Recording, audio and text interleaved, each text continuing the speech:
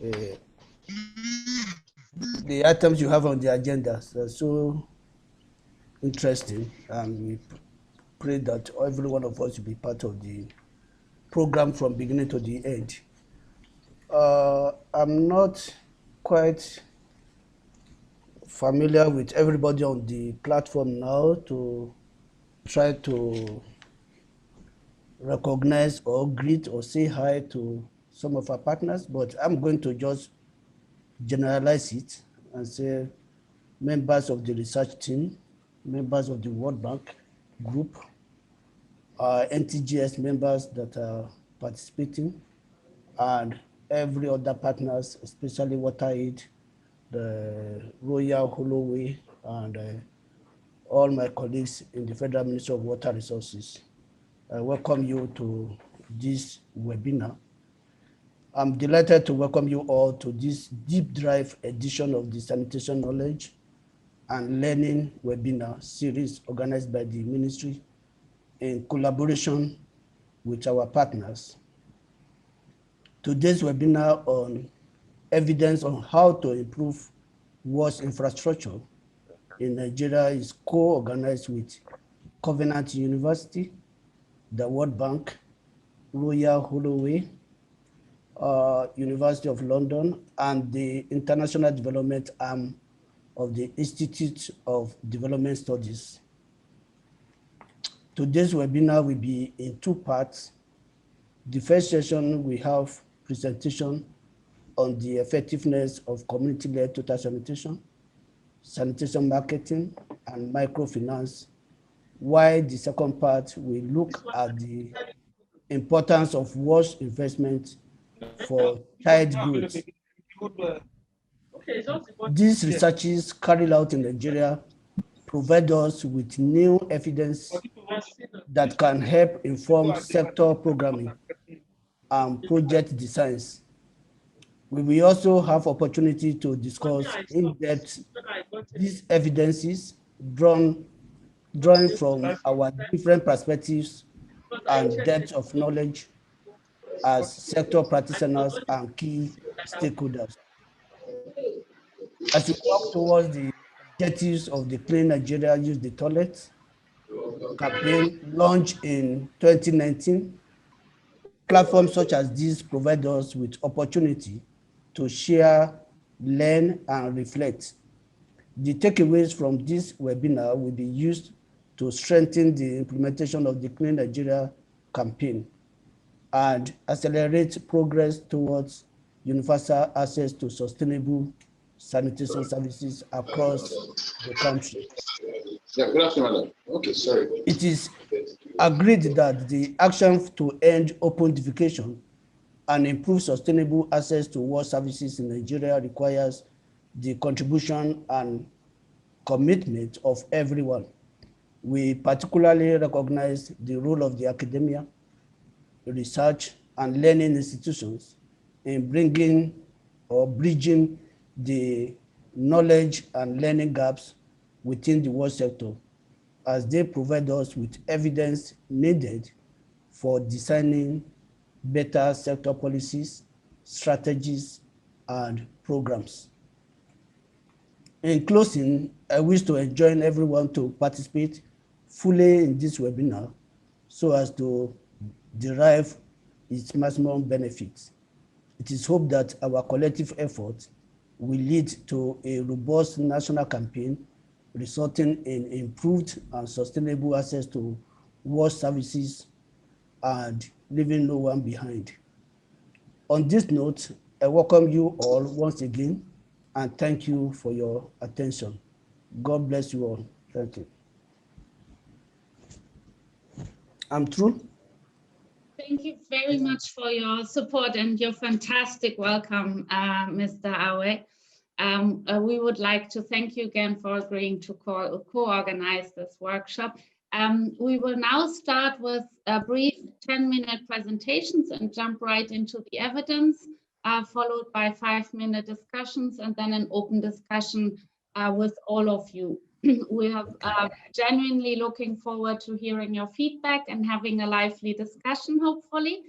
And we hope that this workshop will kickstart future collaborations, as you said, Ms. Awe, between policymakers, practitioners, and researchers to design, evaluate, and implement policies that will ultimately improve WASH in Nigeria. And I'm handing over to JP. Juan Pablo Ruud, we will chair the first session. Okay. Okay. Thanks, Mr. Awe and Melanie, for the introductions. I'm Juan Pablo Ruud. I'm a reader in economics at Royal Holloway University and a research associate at the Institute for Fiscal Studies as well. So we're going to start this first session on intervention effectiveness aimed at households' investments in sanitation. If I can ask you as a bit of housekeeping, if you can mute yourselves if you're not presenting. And if you have any questions, we will have, after the 10 minutes presentation, we're going to have a 5 minutes Q&A. So please write down your questions or your comments in the chat box, and then I will pick a few of those questions for the presenters to respond.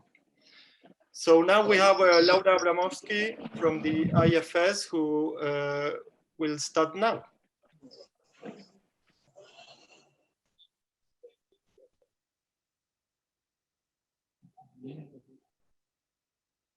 There. Sorry, Laura, before you start, yes. Just a reminder that all these webinar will be recorded. So I hope you're okay with that. But if you're not, just let us know. Thank you, JP. In this presentation, I'm going to discuss new evidence on the effectiveness of community-led total sanitation in rural Nigeria. Let me tell you a bit about the program. WaterAid Nigeria implemented CLTS in Enugu, Ekiti, and Shigawa, and Sanmark in Ekiti and Enugu. And this presentation focuses on the impact evaluation of CLTS as implemented in 2015 in rural Ekiti and Enugu. The next presentation in this webinar will discuss the evidence from Sanmark. CLTS was implemented at scale in close collaboration with local LGAs, NGOs, and community leaders. This map below shows the location of the study communities. Over 60 rural communities were targeted in each of the states. And CLTS, I think you cannot see that, but CLTS was implemented in 80% of these communities using mostly defecation mapping activities. This was a long-term evaluation that took place over 5 years between 2014 and 2018. And this shows the data collection timeline. You can see that data was collected at baseline before the CLTS implementation and 3 times after implementation, after 8, 24, and 32 months. The study design comprised of a randomized control trial, and a total of 247 rural communities were randomly allocated to CLTS and control communities. The sampling comprised over 4,600 households. The main primary outcomes we look at are open defecation and toilet ownership and usage. So let's move to the key findings. We find that CLTS improved sanitation behavior in poor rural communities. As the graph shows, CLTS generated 9 percentage points decrease in open defecation in treated communities relative to control communities. However, open defecation rates are still high at 53% in treated communities after CLTS. We also see that OD decreased through increased ownership of functioning toilets, which increased by 10 percentage points, reaching 34% in CLTS communities after treatment. And interestingly and importantly, the impact is sustained even after 2.5 years after the intervention.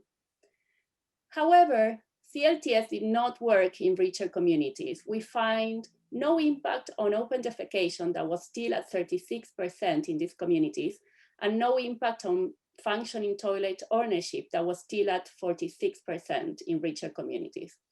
And they seem to have been more difficult to trigger. So one exercise we did is to look at whether this was consistent with findings in other countries. And what we find is that community wealth seems to be a relevant factor that can explain heterogeneous CLTS impacts beyond Nigeria. To explore this, we use nightlife as a proxy for community wealth or socioeconomic status that is readily available and is consistently measured across countries. Within each country, we split communities in two groups. Those with a low nightlight index, relatively poor, and those with a high index relative to the country median. And for each group, we calculate the impacts of CLTS on open defecation and on toilet ownership. And as this graph shows, what we do is to rank the study areas according to the nightlight index. So you can see that Mali is the area with the lowest nightlight index, and the communities in Indonesia which are categorized as high or relatively richer are those with the highest nightlight index. And what we see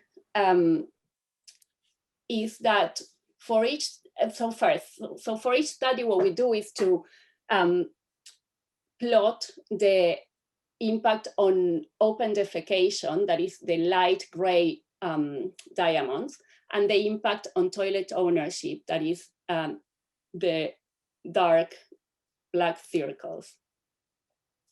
And what we see in particular is that CLTS is only effective at decreasing open defecation and increasing toilet ownership in relatively poor areas.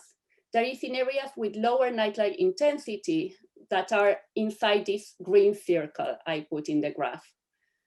And even in these cases, we see that CLTS did not eradicate open defecation.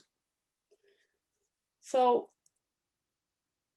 one thing we see then is that we find this robust effect of CLTS on relatively poor communities, and that we also find that this is very consistent across different measures of community social economic status. So we use measures of isolation, nightlight, as I just discussed, but also density.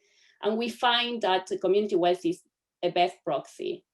We try to understand whether there were other confounding factors affecting this result, but we didn't find any results saying that this could be driven by, for example, initial toilet coverage at baseline, or in differences in social capital or social interactions or public good infrastructures or leaders' characteristics that one could think that could affect as well CLTS impacts at the community level.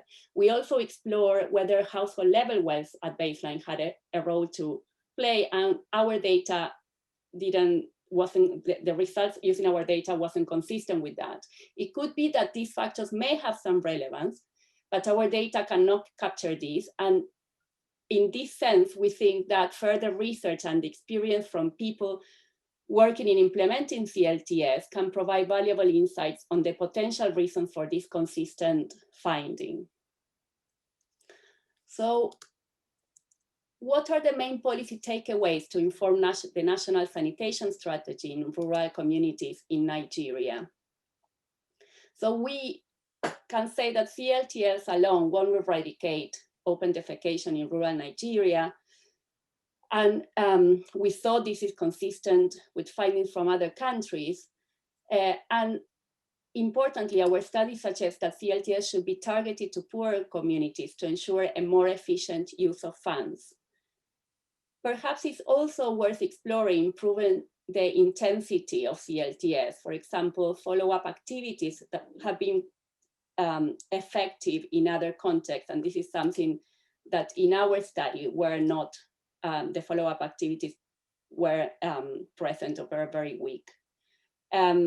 The other important point to consider is complementing CLTS with other interventions to tackle other households relevant constraints, for example, affordability and liquidity constraints that have shown to be very relevant in our households in the sample in this study.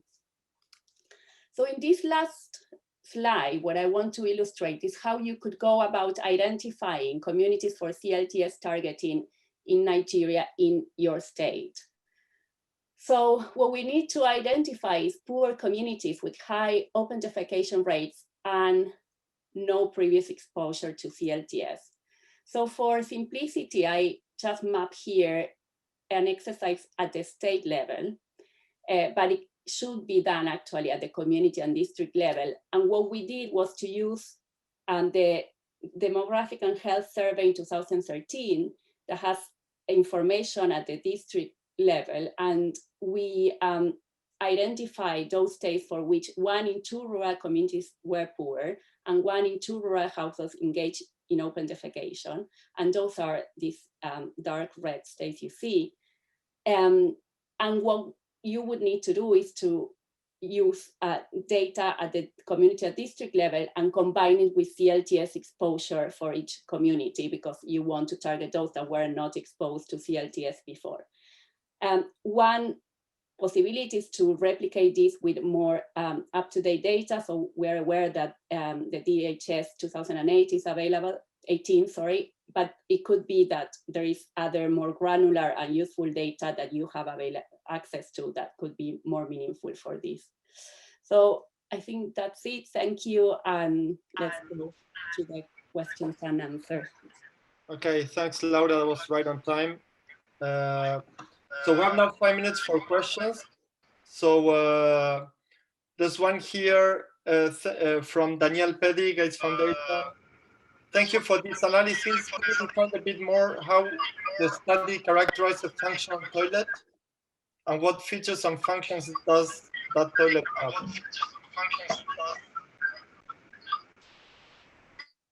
Where is it? I need to revise that definition view.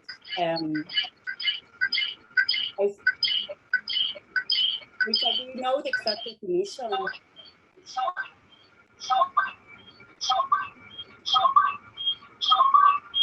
I couldn't hear properly with the. Laura, if you can mute yourself, maybe.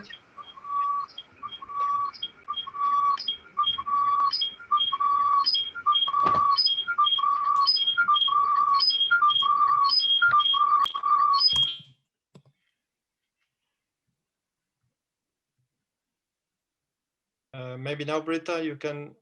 Yeah, if you could repeat it, because with the sound I wasn't able to hear it. Sorry. Yeah, so could you define a bit more how the study characterizes a functional toilet and what features and functions does it have? Oh, yeah, so we use the GMP definition of toilets, improved toilets, but this is functional is really just whether households are reporting that it is working and that they are using it. Okay. Did you test any of the suggested approaches to improving outcomes, combining with other interventions, for example?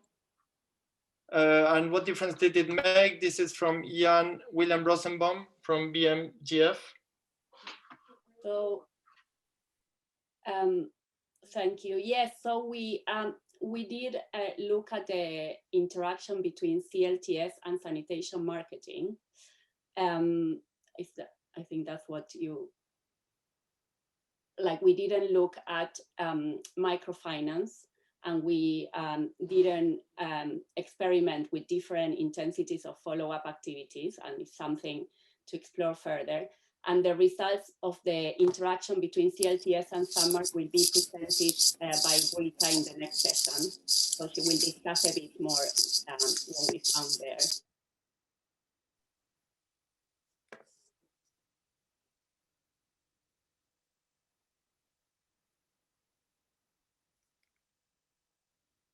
Okay, so a couple more questions very quickly, if you can answer.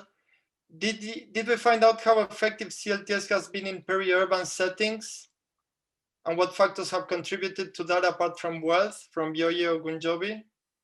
So we did look at community characteristics that are correlated with being peri-urban. So for example, being more highly populated or higher density, or less isolated in terms of how connected it was to other communities or centers. And we did find that those characteristics, so the more isolated and the more the less densely populated, the more effective CLTS has been, and this is correlated as well with community wealth as well.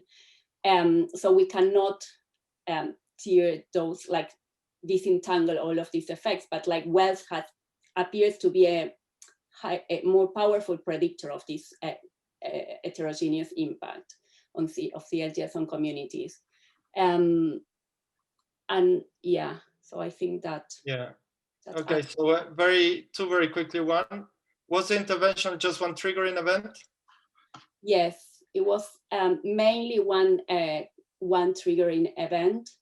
I think in some cases there was a bit of follow-up, but like not very organized, not systematic. So it was mainly one event with, as I said, defecation mapping activities, but in some cases they use some other strategies within the CLTS framework. Okay, how did you identify and classify communities in the project without disrupting the political structures and traditional boundaries within the community? So we work very closely with the WashComs officials in each LG. Yeah, and we wanted to define communities in a way that were like self-contained communities, but also ensuring, for example, if there were two communities that were very close to each other and they were likely to be triggered together in terms of how CLTS is implemented in practice, so we would call the two communities together. Alternatively, if there were a neighborhood or an area of a small town community that was supposed to be triggered separately from other parts of that community, more peri-urban communities, we took just a subsection of that, and the other ones were left up outside the study. So it was quite an data-intensive exercise. We had a census of, I think, 60,000 or so households in a range of communities, and we mapped them all in combination with practitioners working in each area. Okay, so very quickly, last question, because there's a lot of interest, but at the end of the session, we will have some time to discuss, so we can come back to these questions. From Radu Ban, thank you. Can you explain whether the covariates that predict CLTS success, like community wealth, are readily available for practitioners in order to better target, or would these needs be collected separately? So that's a very good question. Our understanding is that, for example, the DHS 2018 has some data at the district level that could be used, but like we also, the wealth measure we use is based on observable assets in that households have. So we look at the sample of households in each community, and we collect data on all their assets and generate an index of wealth, and then we generate like a community level index of wealth. And so I think these assets, they could be present in other data sets that we are not aware of. It's something to discuss, and I think like it's very, very important for practitioners to explore further if the DHS could be complemented with other data sources. Okay, thank you, Laura, and everyone for your questions. I know there's a few remaining, but we can come back to them at the end of the session. Now Britta is going to talk about sanitation marketing. So you have 10 minutes. Yep, if you can allow me. Oh, you can share screen. Sorry. Just sharing this.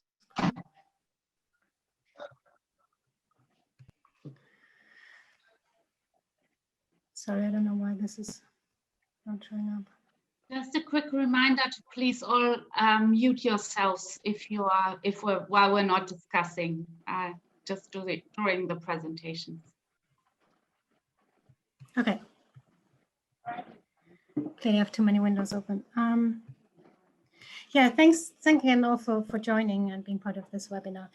So I'm going to talk about the second part of the research that we did together with WaterAid UK and WaterAid Nigeria, which is about market-based sanitation, as Laura mentioned already. So alongside the CLTS that was implemented, WaterAid Nigeria designed and implemented a market-based approach, which we refer to as SunMark.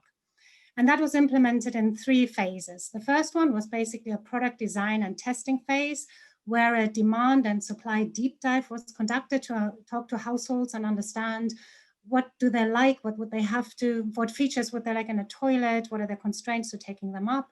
And based on that, 3 product types were developed that we refer to as water easy toilets. So these are the wet toilets. And then some sales and distribution testing was done and consumer testing again. And with this product, the second phase started with business engagements. So basically, businesses were trained and they were shown how these wet toilets are being constructed. And they were also provided with exclusive access to wet molds and plastic pan components, which were part of these wet toilets.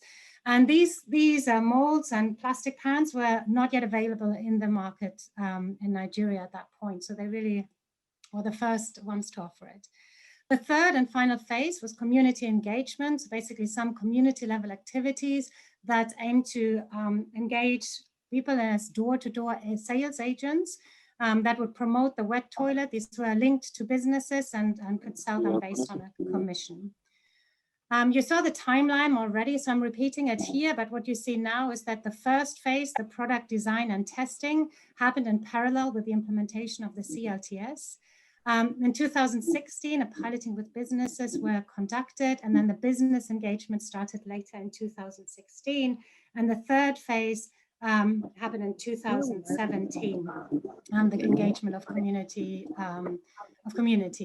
A follow-up survey, the final one, was conducted at the end of 2017, early 2018. So what this implies was that the evaluation, which covers these business engagement and community engagements, basically included 2 key sales periods, which is over Christmas in these contexts.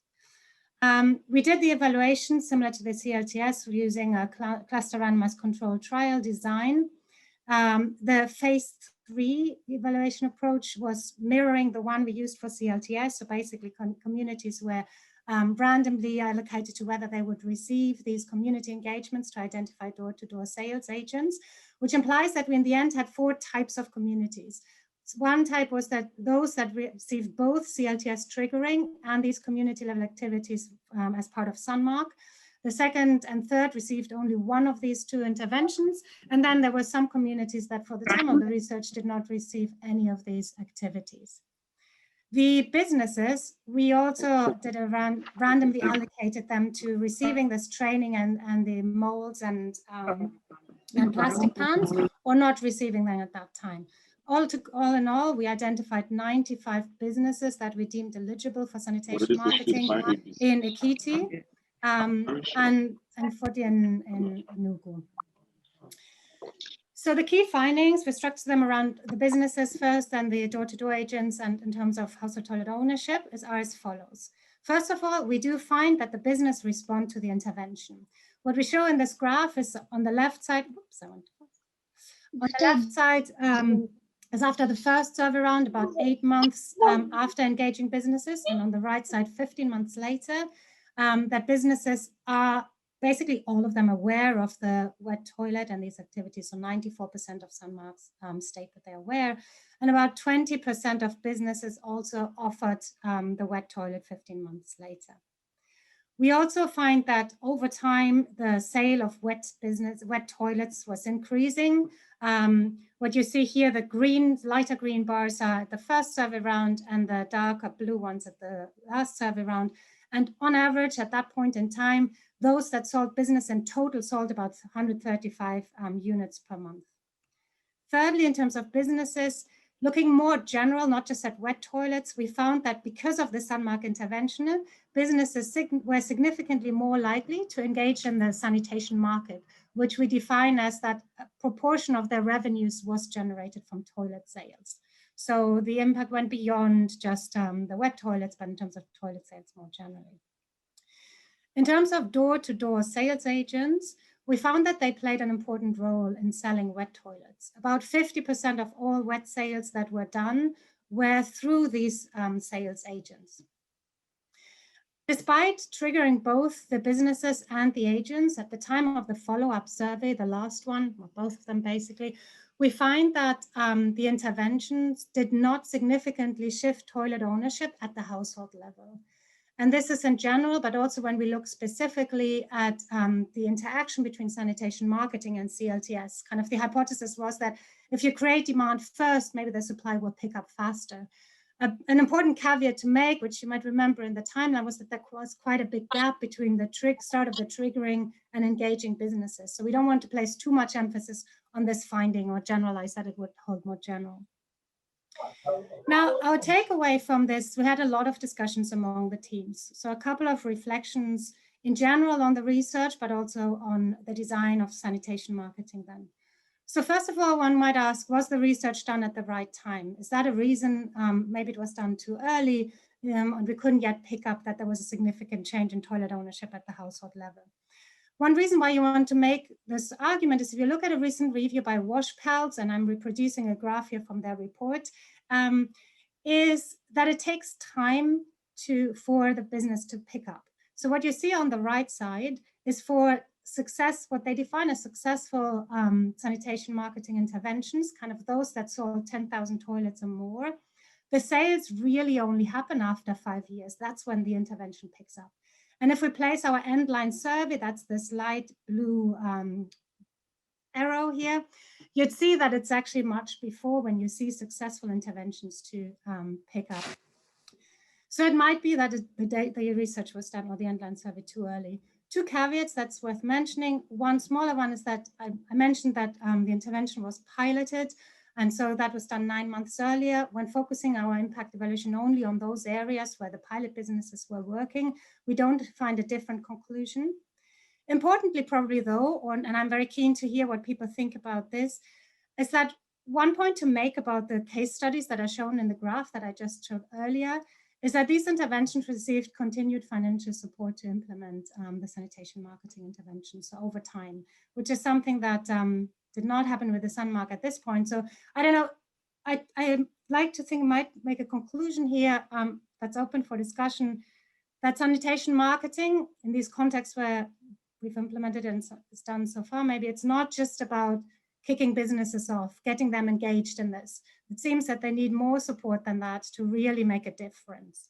I would be very keen to hear your thoughts on that. Then there's a question on the timing of the research more general. I mentioned that the sanitation marketing intervention, though I didn't mention that it was never implemented in Nigeria. So there was a lot of learning going on, and this was the first time also that WaterAid was involved in it. So in a way, although there was a piloting done, there was still kind of a bit of testing and trial going on and a lot of learning happening over this period. So one might want to argue that this is not the ideal time to do a rigorous impact evaluation of such an intervention or a large-scale rigorous impact evaluation. Also slightly related is whether the research design was appropriate.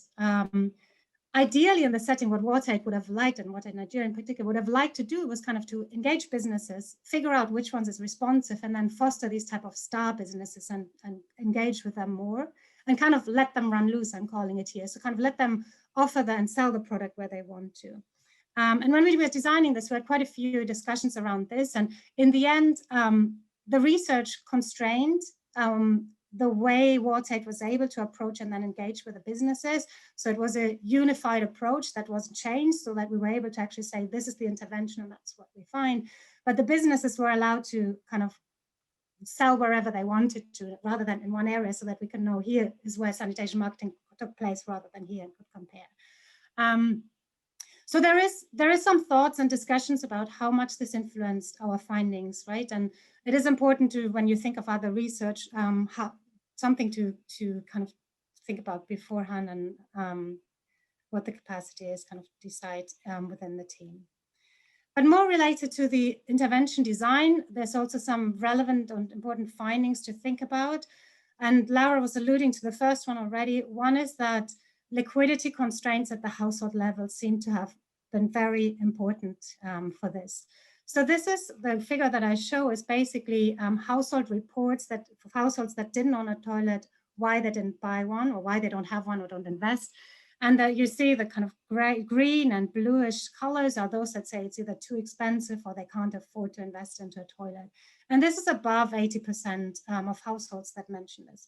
And of course, households often say one thing and then maybe do something else. But even if you account for that, I think the data is quite obvious that liquidity constraints important. This is also mirrored by talking to you need to. Yeah, as my second last slide. Talking to door-to-door sales agents, they report the main issue in selling wet toilets in particular was that, and this is this bar, that they couldn't afford, households couldn't afford these wet toilets. And the last thing I want to mention is in terms of the door-to-door sales agents. I mentioned before that they were important in making the sales that happened, but at the same time, it was difficult for them to really make an important income of that. And that could partly be linked to the liquidity constraints that not so many households were able to invest into this toilet. But we find at the end of the follow-up survey, only 52% were still active. In general, they sold like 1 or 2 toilets here and got the commission, but they didn't get a very big income from this type of activity. So maybe there's something to think about. Yes, these door-to-door sales was a really good idea of what to implement that, but how can we incentivize them better? Thank you. Okay, thank you, Britta. We have now maybe a few questions in the chat for Britta. Can you tell me? I haven't read them. Sorry, I need to still read them. I wasn't reading along.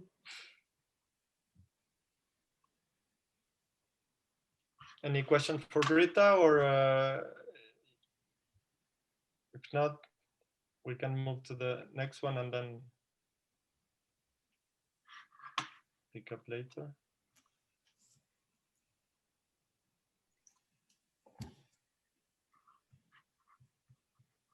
Okay, so there seems to be no questions. Britta will be looking at the chat and then maybe, okay, so Radu has one. Do you know if this business would typically do any marketing on their own without any external support? So we've seen that some would kind of put up signs on the roads. That's a way of doing it. I think there was less going on within communities. I'd be happy to call on Ada. She's also on the call, and she was much more involved on the implementation side and probably has more field knowledge there. But so I think the general answer is yes, some, but really not that much.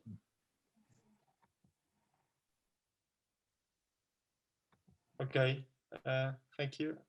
Ada wanted to join in, or? Yes.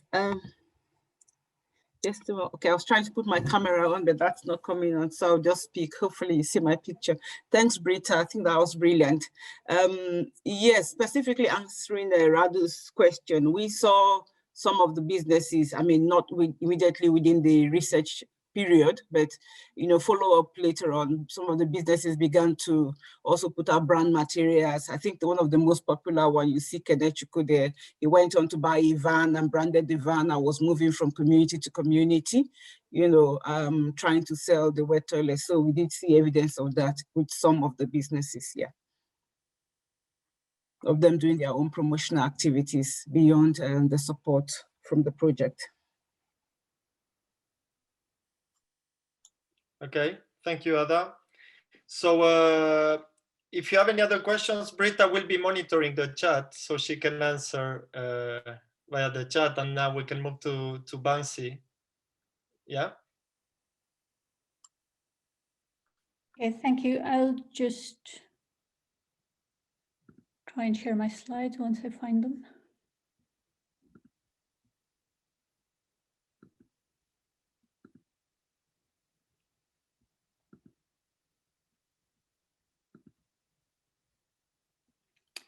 Do you see these? Yes. Okay. Okay, thank you very much for inviting me to give this talk. So we're going to move from Nigeria now to India, and I'll talk very briefly about some results from 2 studies where we were studying the effects of household finance for sanitation. And this is joint work with Britta, with Beth Cares, Sarah Giunti, and Susanna Smets. So as we saw from Britta's second to last slide, affordability and lack of money are frequently reported as the most common reasons why households don't have toilets. And this is not really surprising. A good quality safe toilet requires a significant outlay. So in India, a government recommended low-cost toilet, which was much cheaper than the types of toilets households actually wanted to construct. That accounted for around 20% of annual household income for rural microfinance clients. And there are 2 financing tools that have been discussed quite a bit in the literature. One is subsidies and the other is microfinance. And in these studies, we set out to answer 2 questions. The first is whether microfinance was effective in increasing toilet uptake and toilet use. And second, can microfinance make subsidy programs more effective? And I'll explain why we set out to ask this question in the first place. Okay, so our setting was rural Maharashtra in India, and we conducted a cluster randomized control trial of sanitation microfinance in 81 communities. We worked with a large microfinance institution who are making available sanitation loans to their existing clients. And clients could borrow up to 15,000 rupees, which is approximately US dollars 225. And this was at a lower interest than other business loans. The interest rate, though, was around 20% on average. Now, the link with sanitation for this loan was that they were called sanitation loans.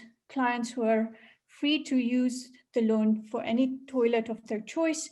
They could also have taken it to upgrade or rehabilitate existing toilets. Around the time our microfinance program was being rolled out, the government of India introduced its flagship sanitation policy, Swachh Bharat or Clean India mission.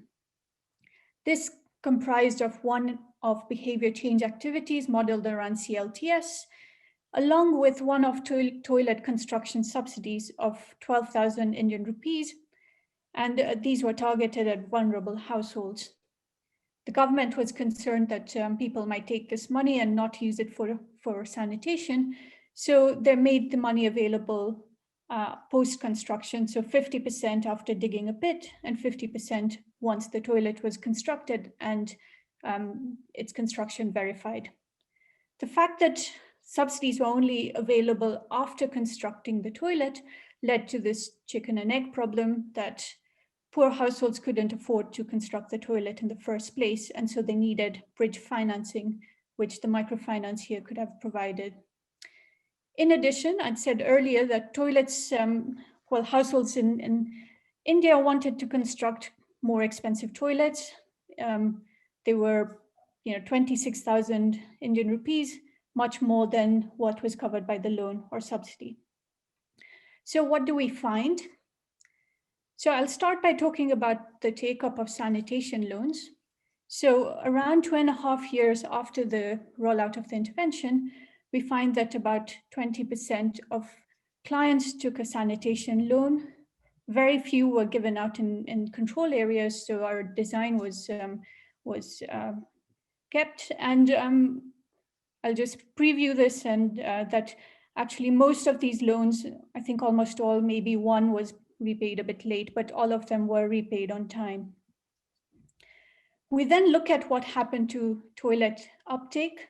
And in this graph, I plot out in the blue line what happened in the treatment areas, and in the red line what happened in the control areas. And in the control areas, there was a steady increase in toilet take-up, possibly because of Swachh Bharat mission. But in the treatment areas, where sanitation loans were made available, we had a steeper and faster increase in take-up of toilets, so that by end line, we find an impact of 9 percentage points in toilet take-up. We also look at whether there were any different impacts on whether the toilet was functioning or not, which could tell us something about whether households used the loans to rehabilitate or repair existing toilets. And we find that very, very few loans were used for toilet repairs or upgrades.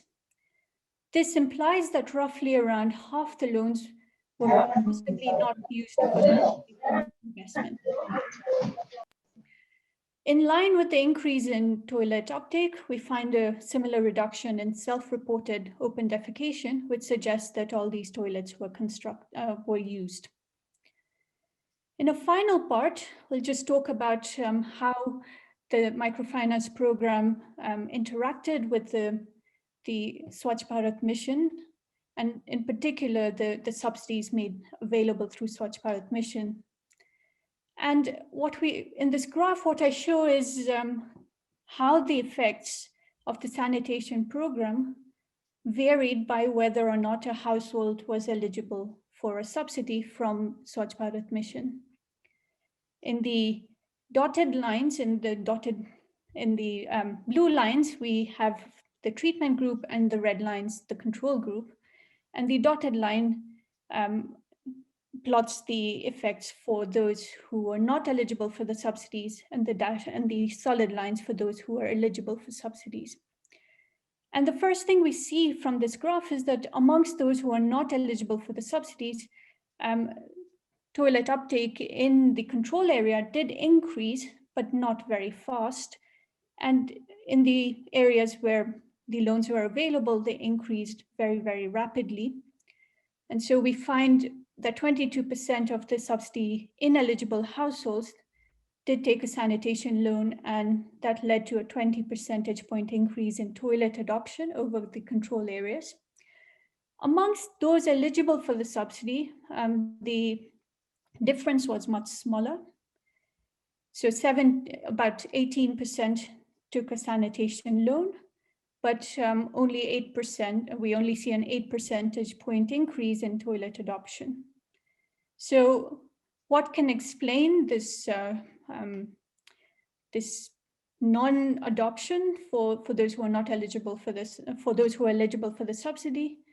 We have two possible explanations. The first is that there were delays in receiving the subsidy, and these could have put off households from using the loan to construct the toilet, especially if they were relying on the subsidy funds to repay the loan.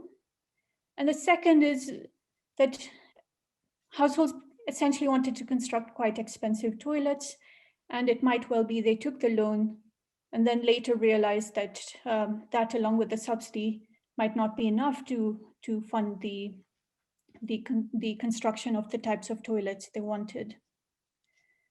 So I'll just wrap up here. We have, so the key takeaways are that first, the sanitation loan program did increase investments amongst clients of this leading microfinance institution, even though the only link with sanitation was that they're called sanitation loans. The microfinance institution broke even and probably even made a profit because they had very, very high repayment rates, and the interest rate on the loan covered their operational costs. But something to keep in mind is, so there are two features we should keep in mind here.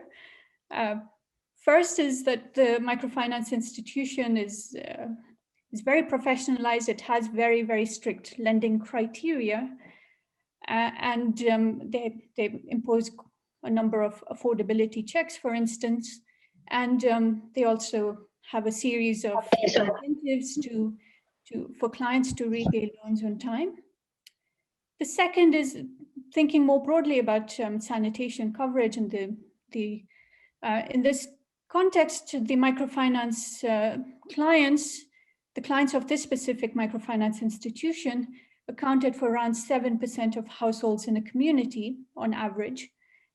And so overall, the effect so the 9 percentage point increase amongst microfinance clients in toilet take-up is roughly around 1 percentage point increase in the community as a whole. The final takeaway is that the sanitation loan program made Swachh Bharat mission more effective. And in fact, later iterations of the rules on the Swachh Bharat mission started encouraging the use of microfinance to overcome this bridge financing constraint. So I will stop here and take questions if anyone has any. Bang on time. Thank you, Bansi. Any questions? If you want to convey them in the chat box, I'll be happy to read them out.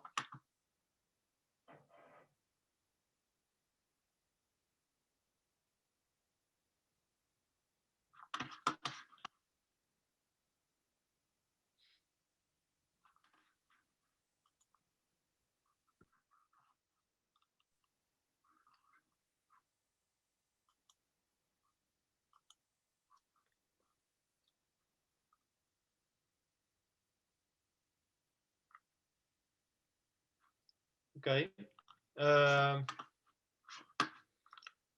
Okay, so Bansi, maybe keep an eye on the chat in case some questions come through, which it has happened in the last 2 presentations. So we can move on to the reactions by Bioyo Gunjobi and Daniel Pedi from UNICEF and the Gates Foundation, respectively. So are you here? And yes, I'm here. Bioyo is here, please. Yeah, maybe Bioyo, you want to go first? Okay, that's okay. Good afternoon, colleagues. Thank you very much for all the presentations. I think the researches, the findings are very accurate, and I must say that these are the things we'll find even beyond Enugu and Jigawa and Bauchi. But what I just want to quickly say is talk about the importance of LGA-wide sanitation, LGA-wide approach to sanitation. There was a time we were doing scattered triggering, and we discovered that it will not lead to an LGA becoming ODF. And that's probably why you found out that in some communities, CLTS is not really functioning. It might also be good for us to know that traditional CLTS alone does not effectively produce the result we are looking for, especially when it has to do with the richer communities. And this is not because they are rich, but because they have aspirations to demand for high quality toilets, which CLTS may not necessarily provide. I mean, the traditional CLTS only want you to move out of open defecation. It doesn't matter what type of toilet you are building and you are using. I also want to talk about why sanitation marketing doesn't really work in already triggered communities. It works, but what it does is to help households to move up the ladder. I mean, you don't use sanitation marketing in a community that is already ODF and where everybody is using improved toilets. When you do that, you may not get a result. But because we have a number of ODF communities where you still find 60%, 70% of the toilets there as unimproved. So sanitation marketing will help those who are using unimproved toilets to aspire to move up the ladder. I also think that from my little experience, except for entrepreneurs who are using very aggressive advertisement strategies, sanitation business is not very profitable at the initial stage. I mean, you will find this everywhere in Nigeria. It's not very profitable. And even at that, when you are doing all the aggressive advertisement, the entrepreneurs still need to be supported with IEC materials, with sometimes communication packages, and so on. And I feel that it will also be important for us to determine how do we support those of them who are doing well to probably become one-stop shop owners or turnkey business owners. I think this is very important. It will motivate those who are doing well and might also probably ginger those who are not doing well when they see the kind of profits those ones are making. Let me just quickly talk about sanitation finance. Everything that we've heard about India is actually correct. And the failure of the MFI to meet the demand is also an issue in Nigeria. And where the MFIs are meeting demand using their own money, the interest rate is too high. I mean, it's not something that people can afford. I would have between 24 and 32%. We've tried that in some states, but it didn't work very well. When you also look at the stringent criteria they use to qualify households, in fact, about 20%, only 20% of the target households would be eligible for MFI loan. And that is when the MFI is using their own money. And that's why we tried another mechanism, community savings and credit mechanism, where the community groups will bring money together and then give each member every month or every week. But as good as that sounds, it's not sufficient for those who want to build new toilets. It's only good for those who want to upgrade their toilet, and probably from pit toilet to 4 floors. All you need to do is to put the sato pan, the Scott pan, and so on. Even when you want to have like offset pit, it's not sufficient. So what do? That is only for upgrading the toilet. Now, the third one that seems to be, I mean, to me, the future of sanitation financing in Nigeria is the one that the government puts money on the table for MFIs to use. That is working in some states. It's working not because the money is not MFI, because the interest rate is very low. It's 9%, in some places 8%. You can influence the MFIs to charge as low as 8 or 9%. That's one. Two, because the MFI does not receive it as a loan, that they are going to pay back with exorbitant interest rate. And the money they are collecting from the banks, they pay back. They pay as much as 15-20%. And then that's why they are charging between 24 and 32%, so they can also have their own money. So this is one thing that came to my mind. And lastly, when we talk about subsidy, I know it's an issue that we still need to continue to discuss. Subsidy is not a problem, but the modality for the subsidy could pose a problem. Like in the research, I can't remember which of them, everybody will tell you we are too poor to build a toilet. But is that actually true? No, it is not.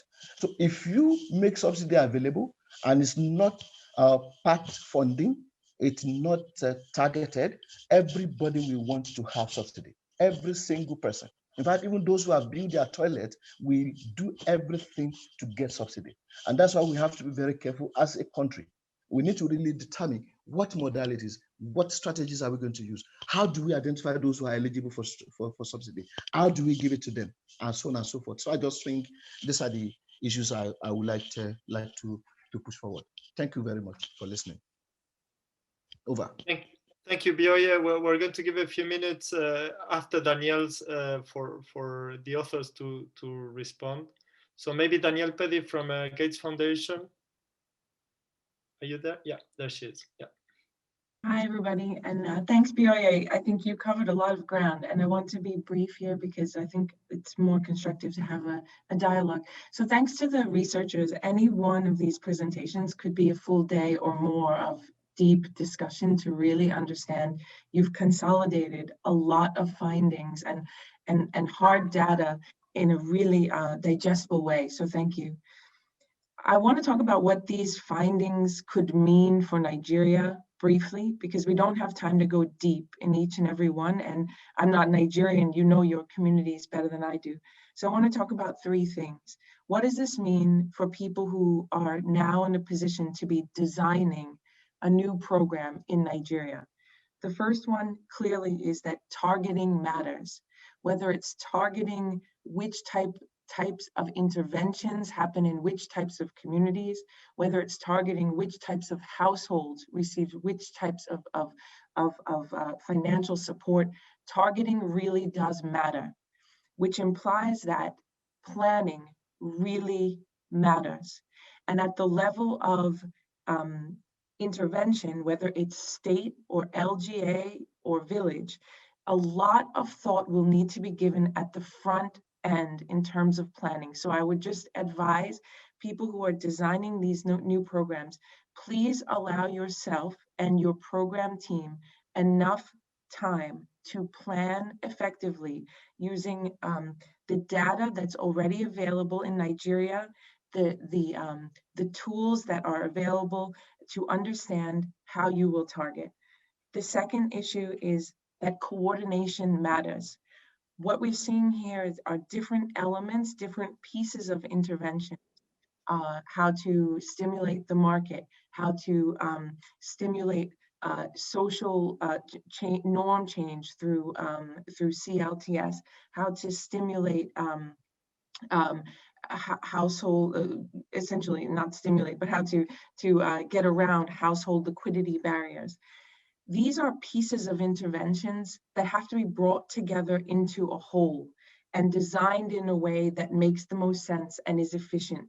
So that means that your coordination team, whatever structure you use, it can't just be at the national level. You're going to need a coordination structure at national, state, LGA level that is sophisticated enough to allow the different members of the teams working on different elements to come together regularly to talk about what's happening and to shift and to change as you adapt your management strategies.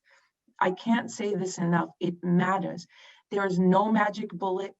CLTS isn't going to get 100% of the way. Sanitation marketing is not going to get 100% of the way. As far as I know, there is not enough funding for every single household to get a government subsidy. So, subsidy is going to have to be used judiciously. You have to think really hard and don't underinvest in coordination. And that implies bringing on the right level of skills. If you look at the India experience, what happened? You had people who were trained in operations. How do we make this stuff hit the ground at the right time?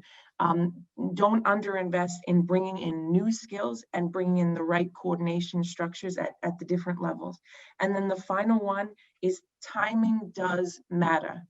Now, we could all debate when's the right time to do this or that intervention.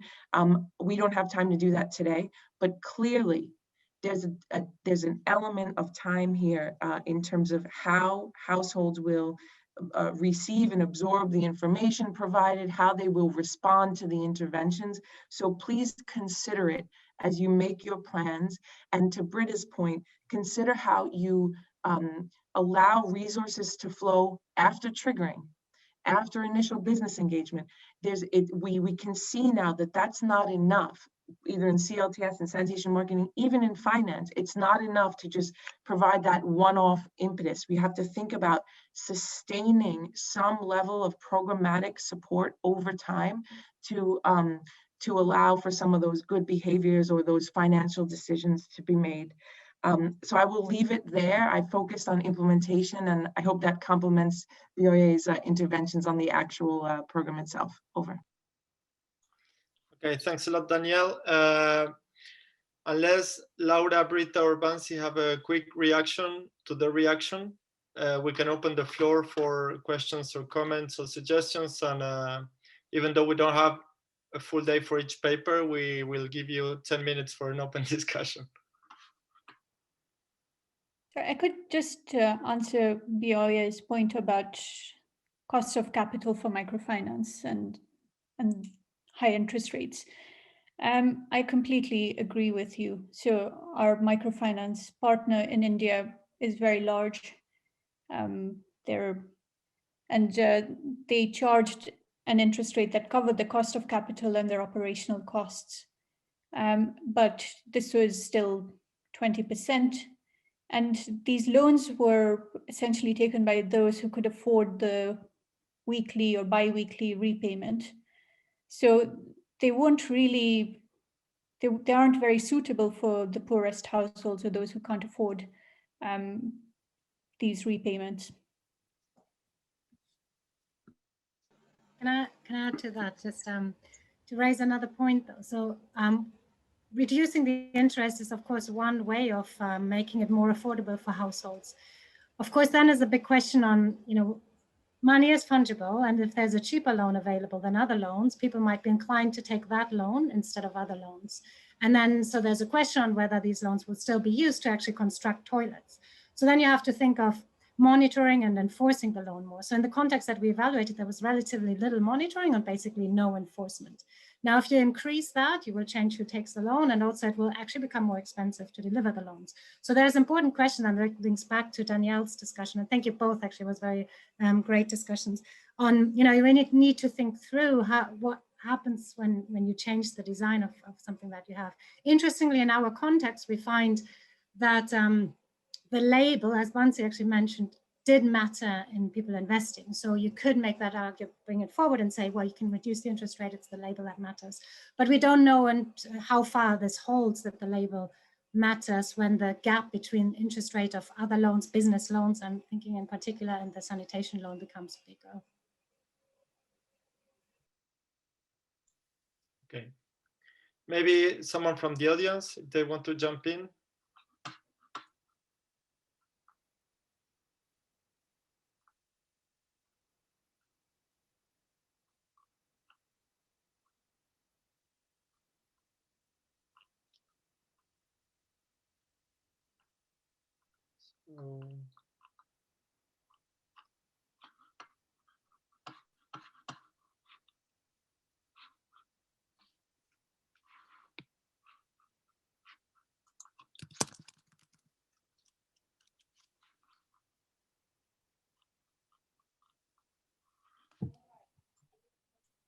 Anyone? So some people are asking about whether the articles are available. I know some of them are, and some of them maybe not yet. So maybe if you want to say something about that. Probably easiest we can share after this through the same email distribution, some of the links to articles and if not available, through the presentations for both.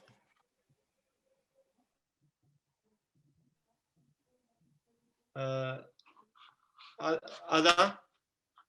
Yes, thanks, JP. And if I have a couple of minutes, just to say first of all, thanks to both Bioye and Danielle for the reactions. I'm not trying to add anything to your quite spot on, but just to emphasize and maybe draw people's attention to the point that Danielle really made about, where we need to work hard as a country, particularly when we design and looking at bringing in different approaches, targeting appropriately, and doing all of those forefront work before we actually go into implementation. I wanted to highlight that for us as a country, I think it's imperative that going forward, we really need to use this evidence that's available and see how it's been translated into direct guidance that we can use in our application. So I did put a link in the chat box to draw everybody's attention to the publication that UNICEF, Plan International, WaterAid put together in 2019.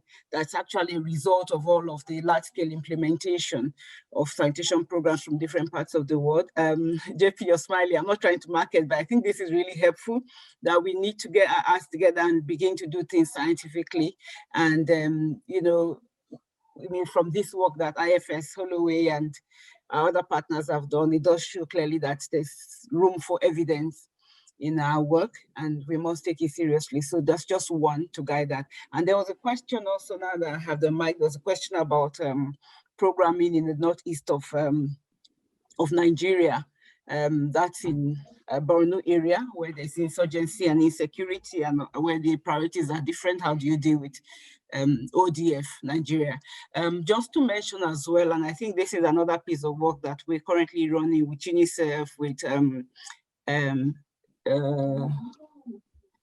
Jamie, your online IDS, that we're running with IDS, looking at how to reach people in very difficult contexts, and that also includes people in insecure areas and where there's insurgencies, and looking at the range of things that would prevent different communities from accessing sanitation sustainably, and everyone everywhere.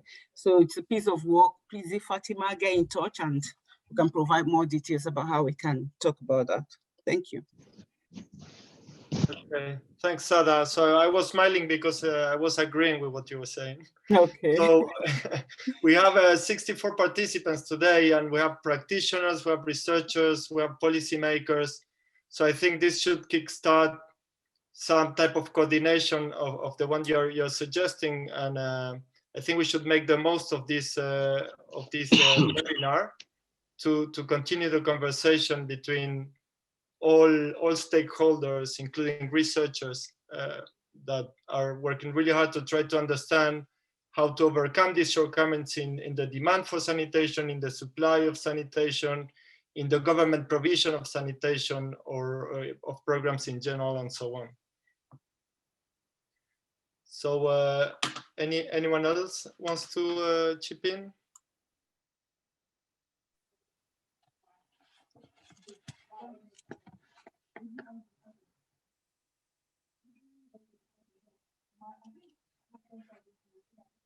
Okay, things we're running over a few minutes, so maybe we can now move on to the next session. Melanie, if you want to take over.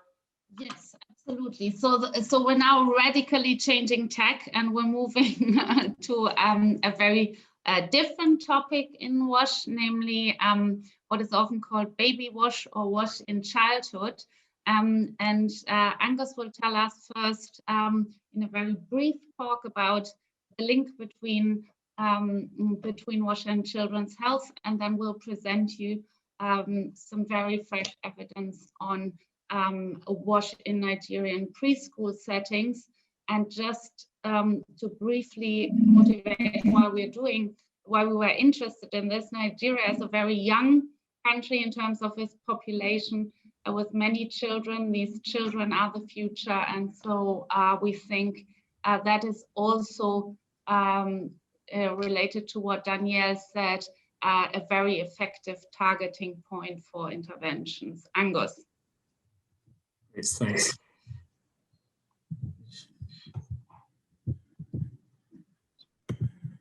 Okay, well, thanks everyone who's presented before. Thanks for inviting me. Today I'm going to do a very brief presentation on children's health and the benefits of improving both nutrition and WASH, joined with Laura, Britta, and Nancy. So first things first, why are we doing this? As I'm sure all of you are very well aware, child underdevelopment is a worldwide problem. Over 200 million children under the age of 5 are not going to reach their developmental potential. This is going to have implications for them all over the courses of their lives in terms of their health, cognitive function, and economic well-being. One of the primary drivers of this is malnutrition and stunting. So just over 1 in 5 kids under the age of 5 are stunted, and this is very much concentrated in the developing world. So in Nigeria, that's 35%. In the Philippines, it's 30%, which is what we're talking about today. There's very good reasons to believe that better WASH practices can make nutritional investing more productive in terms of child growth. We know, for example, that breast milk can provide protection against bad disease environments. Illnesses such as diarrhea and environmental enteropathy, which are sort of endemic in poor sanitation settings, can make it really difficult to absorb nutrients and spur growth. So despite the fact that we know that there's good theoretical reasons for this to exist, there's relatively little quantitative evidence on the combined effect of WASH and nutrition on child health. And it's this last point that our study that I'm talking about today really tries to get at. So essentially what we're trying to do is understand how both WASH and nutrition individually and combined work together in producing child's height and weight in the first 2 years of life. So this is a very short presentation, so I'm not going to go into detail about how this analysis works, but essentially what you can think of what we're doing is modeling how children's height and weight is a function of nutrition and WASH and how those two things interact with each other. One thing we spend a lot of time in the paper doing is dealing with the fact that when parents choose the amount of nutrition or WASH to give to their child, they observe the child's health, and that can create biases in these kind of estimates. We spent a long time in the paper trying to deal with this, but I'll leave that sort of detail for the study itself. The data that we use is the Superior Longitudinal Health and Nutrition Survey. So this is a cohort study of around 2,800 kids who were born in the early 1980s and followed primarily in the first years of life, but up to relatively recently. This survey, and in the Philippines at this time, is very similar in terms of economic development to many developing countries in the world today. The surveys that we focus on are in utero at birth, and then we have data every 2 months until the children are 24 months of age. Very importantly for us, these surveys include detailed measures of the inputs that we care about. So they have 24-hour recall on diet, which is converted into different measures of nutritional intake, such as calories, protein, and then also some macro and micronutrients. So primarily in this paper, we use protein and calories, but we also try other measures as well. And then secondly, the other primary input is obviously WASH. The data set has many things that reflect the WASH conditions in the home, which we combine using something called a factor analysis into one index. The sort of variables that we're thinking about and which go into this index are things such as toilet ownership, child feces disposal practices, what kind of water source the household has, sort of soap expenditures. So that's enough talking, just to give you a sense of the outcomes that we're looking at. Here are plotted child height for age and child weight for age Z-score across the whole period of the study that we look at by wealth quintile. So we have in the sort of teal line, we have the highest wealth individuals, and in the dark blue line, we've got the lowest wealth individuals. Two striking things that sort of come from these graphs is, one, there's a very quick deterioration of child height and weight for age Z-scores over the first 2 years of life. This isn't particularly news to anyone who works in this part of the literature, but it's striking how it's not just for the lowest income kids that this happens, it's across the entire wealth distribution. But the second important point, and I guess what we're trying to get at with this study, is that this decline varies by the level of wealth of the kids. And that sort of hints at what we try and formalize, which is that what's different between the high wealth kids and the low wealth kids is the high wealth kids are getting more inputs. What the study tries to understand is how those inputs can then translate into the outputs that we care about, such as height for age and weight for age Z-scores. So what do we find? Unsurprisingly, we find that both protein and WASH individually lead to better height and weight outcomes. But perhaps more interestingly, we find that there's a strong positive significant effect between the interaction between nutrition and WASH. So that is to say that having better sanitation in the home makes that extra gram of protein more productive in producing child height and weight. To put a little bit of context into what this is into practice, consider giving a child an additional egg a day between the ages of 6 months and 2 years. At the 10th percentile of the WASH distribution, so at the lower end of the sanitation scale, this child will be around 2.57 centimeters taller by age 2. And the 90th percentile of WASH distribution, so with much better sanitation in the home, the increase would be around 2.73 centimeters. So having higher WASH means that that extra bit of nutrition produces more height. Not a huge amount more, but it is there. So just to wrap up, what are the sort of main policy takeaways or main takeaways from this? Well, one, this sort of result provides one explanation of why there's been stubbornly high levels of stunting in some countries despite significant income growth. For example, India, where there's been large improvements in the amount of nutrition that kids are having, but where WASH investments have lagged. It also suggests that when designing policy to try and improve child outcomes, it might be important to try and design approaches which target both the WASH and the nutritional inputs to make sure that we get the most bang for our buck in terms of improving these outcomes. And we sort of take advantage of the fact that these two things complement each other in the production of child health. And finally, another point to important is another point to think about is that this study focuses on child sanitation in the home. There's many other contexts in which children interact and live in when they're growing up, such as in childcare and education settings. It's important to also, when designing, implementing programs to improve sanitation to think about these other places as well. So that's everything that I've got for this presentation. I'm not sure how I did for time. I worried that was a little bit short, but if you have any questions, please let me know and I can answer either now or in the chat. Yes, please ask any questions. Angus has been perfectly punctual. So we have time for questions.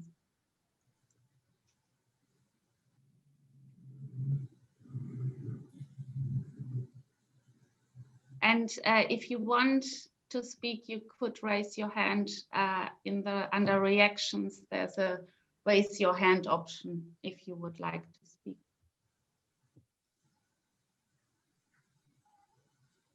Otherwise, ask questions in the chat, and Angus will take them from there. And we also have the general discussion at the end. So let's then move on and use Angus's perfect bridge into the childcare settings. And Isaac, tell us about preschool settings in Nigeria.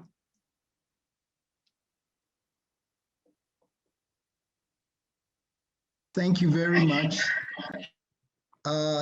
Thank you, Angus, for providing a brief background for this presentation.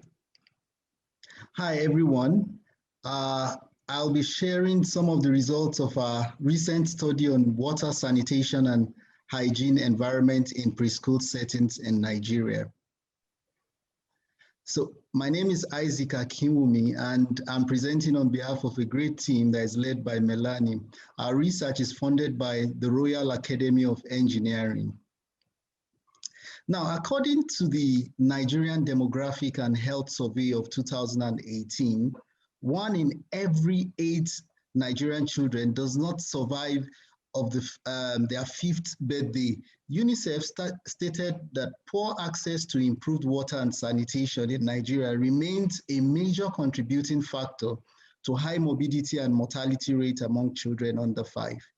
It has been observed that Nigerian WASH strategy seems to overlook preschools, daycare centers, where many under 5 children spend the majority of their days. In the report of WHO and UNICEF Joint Monitoring Program for Nigeria, it can be observed that WASH data for pre-primary or preschools are usually missing. A study reported that investment in early childhood health environment yield particularly high and lasting returns. They are also encouraging international evidence on the impact of interventions targeting hand washing infrastructure and hygiene in preschool. There is increasing demand in Nigeria to register children under 5 in preschools or daycare because mothers need to go to school, their work, or return to their work after maternity leave. For instance, in Ogun State, where our study was conducted, 82% of women within the ages of 15 and 49 are currently employed. This is higher than the value for the entire Nigeria, where we have 67.5%. Our study contributes to scarce evidence on daycare settings in Nigeria. We attempted to find answer to these important questions. How good are WASH conditions in daycare centers in Nigeria? Do the conditions differ between formal and informal daycare centers? Have WASH settings in daycare centers changed due to the COVID pandemic, which highlighted the need for good hygiene? To answer these questions, we surveyed 70 daycare centers, including measurements of their air quality and water quality in the field between the end of October and December 2020. The second part of our study involved the survey of home WASH settings in households with small children. In this part of the study, we attempted to find answer to the following questions. How good are WASH conditions at home in families with small children? Is there a link between WASH settings and children's health? Have WASH settings at home changed due to the COVID pandemic through raised awareness of hygiene? 200 mothers having mostly under 1-year-old children were surveyed during the vaccination days in a state hospital. However, this part of our study will not be the focus of today's talk because we just completed the fieldwork in the second half of December 2020. We surveyed 35 formal and 35 informal daycare centers across 7 locations in Ado-Ota local government area and its environs in Ogun State. For each location, we visited 5 formal and 5 informal daycare centers. Our study was planned to start pre-COVID pandemic, but due to some delays, due to issues of equipment shipping, the COVID lockdown, and also the Nigerian EndSARS protest, we were not able to start on time. In the daycare centers we surveyed, we found that 44% of them had fixed hand washing station, that is sinks with taps, and 44% used mobile hand washing facilities, which was predominantly raised buckets with taps. 12% of the daycare centers had no hand washing facility at all. 81% had soap or another cleaning agent for hand washing. These results of the hand washing station and hygiene are better than those reported for schools in Nigeria. The WHO UNICEF Joint Monitoring Program 2020 data reported that 62% have no hygiene services. But they are below the average standards in home settings in Ogun State, with 86% having fixed hand washing stations, according to the Nigerian Demographic and Health Survey of 2018. We found that in 67% of the daycare centers, children used toilet, while in 34% they used kids potty. We found that 71% of the daycare centers reported that children bring their own water to the daycare centers, and 56% of the daycare centers use tap water. For general hygiene in the daycare centers, 76% of them clean the places where children are kept several times per day, while 24% only cleaned once a day. When we compared the results of formal daycare centers with those of informal daycare centers, we found that formal daycare centers generally had better hand hygiene standard, higher interviewer assessed cleanliness, and safer waste management practices.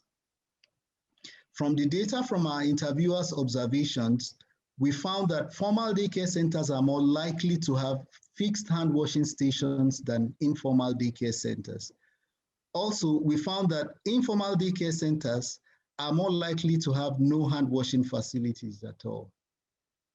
We also found that formal daycare centers are more likely to provide soap or alcohol-based rub like sanitizers for hand washing than informal daycare centers. From the result of the interviewers' assessment of the cleanliness of the daycare centers, we found that formal daycare centers were assessed as cleaner than informal daycare centers. As earlier mentioned, majority of the daycare centers reported that children bring their own water, their drinking water from home. However, we had on-site testing of some of the physicochemical water quality parameters of the water available at the daycare centers. We found that except for the water being slightly acidic on the average, we had a pH value of 5.55 for the daycare centers. The values of the other tested physicochemical water quality parameters were below the permissible limits of the WHO and the Nigerian Standard for Drinking Water Quality.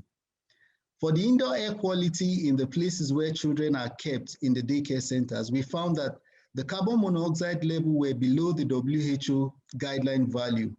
However, the coarse particulate matter level, that is PM10, were found to be generally higher than the WHO guideline value. This is a major concern because particles that are 10 micrometers in diameter or smaller are inhalable, and they can affect the heart and lungs, and in some cases even cause serious health effects. And in fact, children are usually at greater risk of particulate matter exposure. We observed that wash facilities in daycare centers seem to be high.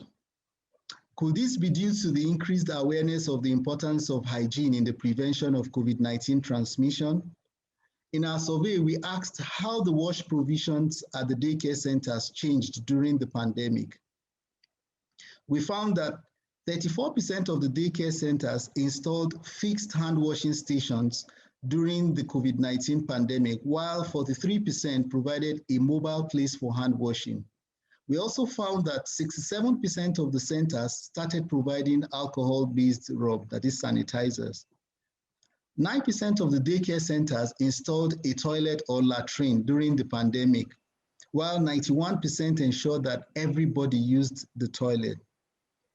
This result means that there was insufficient hand hygiene standard in daycare centers before the pandemic. For instance, only 10% of the daycare centers had a fixed place for hand washing before the pandemic, and there was much less emphasis on hand washing with soap or alcohol-based rub.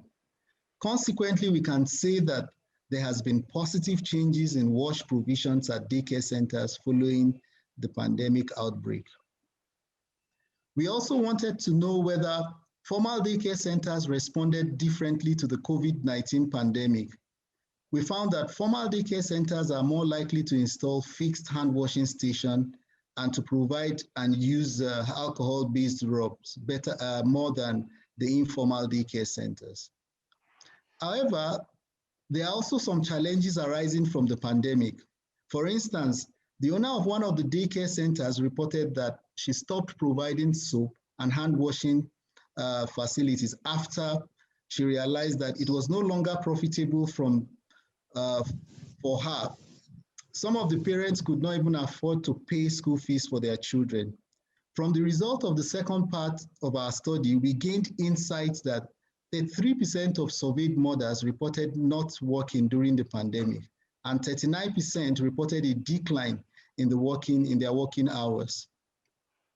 We also found that fraction of households having 3 square meals every day dropped from 85% to 59%, while those who never had 3 square meals a day increased from 5% to 12%. Consequently, financial pressures and lack of work may reduce the demand for daycare in the short run and may adversely affect the sustainability of the gains in improved wash standard following the pandemic. In conclusion, we found encouraging wash standards and infrastructure in the daycare centers. They had higher standards in hand hygiene, more fixed hand washing stations, and higher cleanliness in formal daycare centers. There are however concerns about the level of particulate matter in the daycare centers. There are indications that the outbreak of the pandemic brought about the increase in wash facilities. The question is this positive trend sustainable beyond the pandemic? What are the implications of these findings for policy?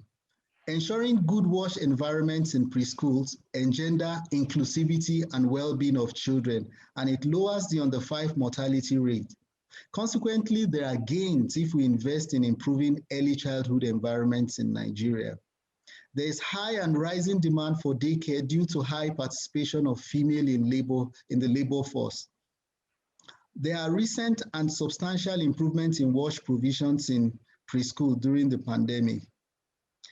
This is the best time for policies and interventions to support the sustainability of the recent improvements in wash provisions in preschool. Also, for inclusivity, we need to reduce the differences in wash standards between formal and informal daycare centers. Thank you very much for your attention.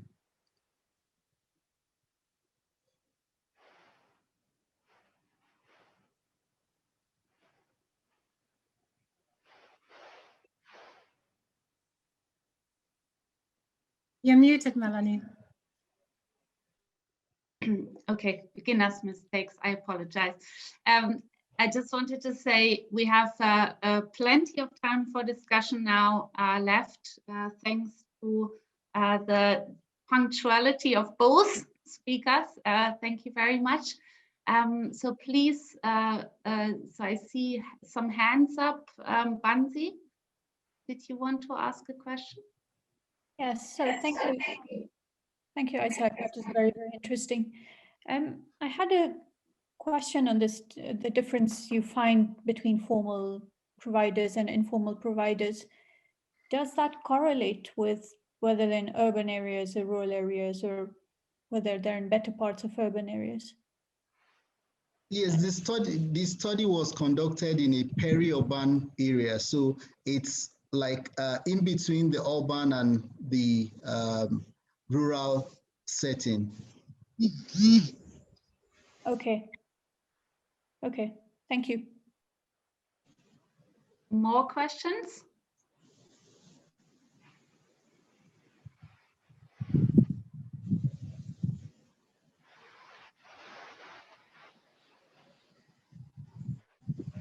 Ada, did you have a question, or shall we go then straight into your discussion? Bioye also had a question, so let's maybe take Bioye first and Ada second, as you will speak afterwards. Also. Thank you very much. Mine is not a question. Mine is just like a comment to say that the two researches just underscore the need for multi-sectoral collaboration in WASH. I mean, if we are talking about achieving the goal of improved health, we can't do it alone as WASH. We don't even have the capacities, we don't have the resources. So it means working with the health sector is very key. And when you also look at the presentation on preschool, it's also about education, working with the education sector. But one thing that also came to my mind is the fact that, look, whatever we are doing, we might need to do a little work around water quality monitoring and surveillance. It's very, very, very important. Otherwise, we may not be able to achieve that goal of improved health in the long run. So those are the comments I feel I needed to make. Thank you. Fabulous, thank you. There was another hand up. Ada? No, that was actually an old hand, and someone had reminded me to bring down my hand. Okay. Apologies. Yeah. Okay, then let's start with the reactions, and Ada, you have the first word, and then okay. Claire will also follow up with comments, and then we go back to general discussions. Fantastic. Thank you for first of all, to congratulate both the Holloway and Covenant University for an excellent work. When I heard about this initially, I was really very, very happy to see that we're focusing on this in Nigeria. So thumbs up to you, especially Covenant University. I think Bill, you already started to say some of the things I had to say, and you know that really shows where the heart of Nigerians are with issues like this. So clearly, this is an area of work that I dare say, as a country, haven't really focused on for so long. And even in our current plans, and momentum towards achieving open defecation-free Nigeria, leading to healthier population and all of that, this area, looking at or what we describe, I think in some quarters it's called baby wash, looking at how the 5 mortality issues come up. We are aware of how wash adversely affects children under 5, but we rarely have any evidence to demonstrate that is internally generated from our country and by our own researchers as well, of course, in collaboration with other researchers. So I'm really excited, and I think it's a great opportunity. My discussion is really about highlighting the opportunities I see going forward with this kind of work. And I think clearly shows us the need that exists, and the researchers already articulated all of that. I won't go into the details of it, but I'll pick up from where BOA stopped, where this is actually a call for multi-sectoral collaboration and coordination, and for us to be able to address the issues that have been highlighted in terms of our policy work to start with. And I dare say that within our policy test, if we were to analyze it, we'll find very little. And I think the researcher also, Mr. Kinwumi also mentioned that there was very little in that regard as well, where we don't have very clear policy directions or program guidance or practical steps towards how we manage WASH within daycare centers. And, early childhood education, if you take it to the sphere of our work, particularly where there's also been greater interaction between the education sector and the WASH sector under the WASH in Schools umbrella. I guess if we really break it down to the level of the under 5 setting where you find daycare centers, formal and informal. So that's something to highlight. Then the other opportunity and the different opportunities I see is how we can really push the conversation in terms of the intersectionality of the issues that are highlighted in this report. So on the first level, we're looking at not just the child, but also there are issues that are emerging in terms of women and the workforce that we have in the country, and what kind of policies and programs allow them to be able to provide the required support. I mean, for them to be able to access required support in terms of their lives, in terms of their livelihood. We saw from the research how COVID-19 has affected, employability or actual household income and the implications therefore. Those are things that I think the ministry, and I think I saw someone from the Ministry of Women Affairs, I hope they can pick this kind of issues up and it gets into the conversations that leads to policy formulation and of course policy implementation. And how issues like this affect women. That's on one ground. I've talked about the education and level. Then the other level is also our academia. To bridge this huge, I'll say, data gap, that we experience in the country. I think our local academia and the universities and different institutions responsible for building evidence or developing evidence in country needs to take on this kind of opportunity. And I'm hoping that at some point, maybe at the NTGS level, leading up to the ministry's level and where coordination happens, that the conversations around how we can, engage our universities and academia more in terms of doing this kind of researches in the other areas in Nigeria. So you see Nigeria is a large and diverse country. We have this evidence from the Southwest. What could the situation possibly be like in the Northeast, in the Northwest, in the Middle Belt, or any of the other regions in the country? So really seeing that this as a great opportunity. And if needed, of course, to seek collaboration with other universities outside the country to produce this kind of evidence that's locally generated as well.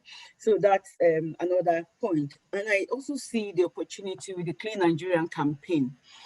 I don't know too much about this, but I think it's an opportunity for us to, since we haven't gone too far in our design and in our delivery in terms of programs, is a moment where we have within the Clean Nigerian campaign agenda to pause and think and then integrate new evidence and new issues that are emerging. If that's the case, then I would really like that we consider in a greater detail and greater depth how we can bring about the issue of WASH in institutional facilities on our drive to in institutions and facilities now drive to open defecation free.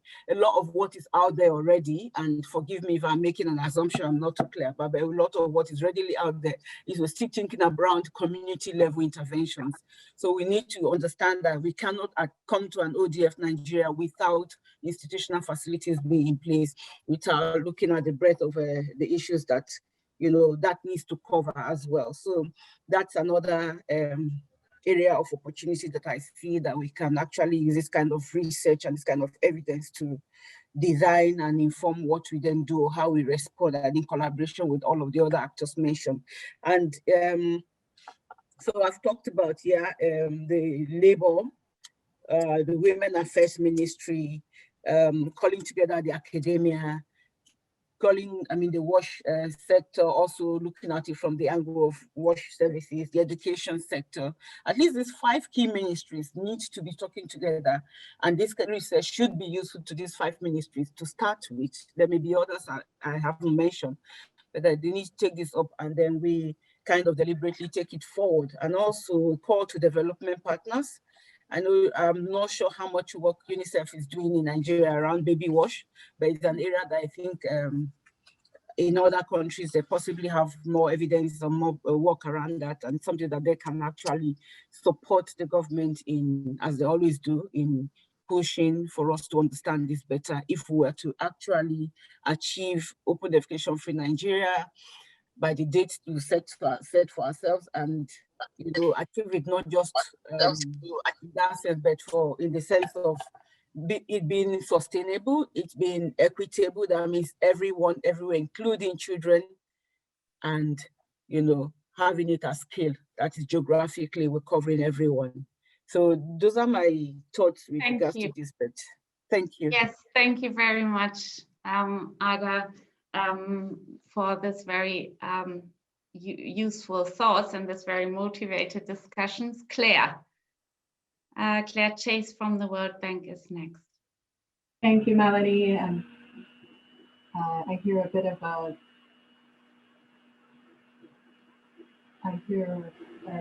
background noise. Do you hear that?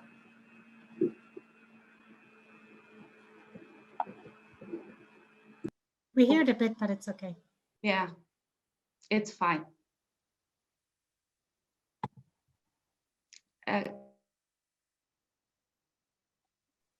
You're muted now, Claire, as was I. There?